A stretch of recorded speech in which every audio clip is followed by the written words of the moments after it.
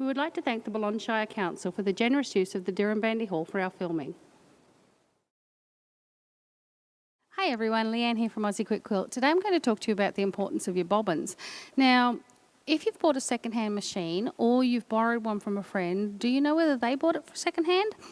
Make sure that you've got the correct bobbins. If you're popping your bobbin into your bobbin race and it's sitting up too high, it's probably not the right one. There are L-style bobbins, M-style bobbins, Fab have their own, Husqvarna have their own. So do make sure that you've got the right one. How do you do that? Well, you can either look at the book. Yes, I know, no one ever reads the book. However, something new, grab your book. If you don't have the book, Google it. You can just Google the make and model of your machine and find out what you're supposed to have. You can grab them from your local dealer and start with fresh bobbins. That's the way to go. Here's the other thing that we love in class. Thread over thread over thread over thread. Your grandma used to save that last little bit of thread, but can you tell me how you're going to get to the red one inside the black one, inside the blue one? Because you just can't. Get rid of it. Start with a fresh bobbin. And even though bobbins are always inherently 1 metre too short, you'll have the best bet to try and get your quilt done. So start with a fresh one. Now, to do that, each machine is different again. The Janome has its own little gates that the thread fits into. Once again, with your book, you can have a look there. Or most of them actually have little diagrams. The guys that designed these sat there for ages drawing these little diagrams for you, so have a little look and follow the instructions. Yours will have a thread guide here possibly. If you do, make sure that you follow the diagram. Some just go straight round and some are actually in a figure of 8.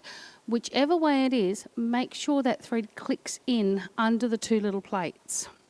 If you're not sure what I mean, once again have a look at the book or have a look online. Click it in so that you've got the best bet of getting your tension right on your bobbin. I'm just going to start this one. Once you've got it started, snip it off.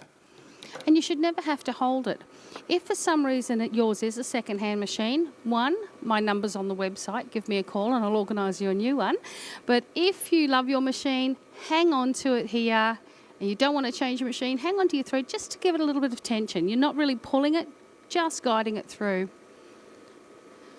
Once you've got it all wound, here's the other thing too. Make sure you always have the same sort of thread on the top as you do in your bobbin.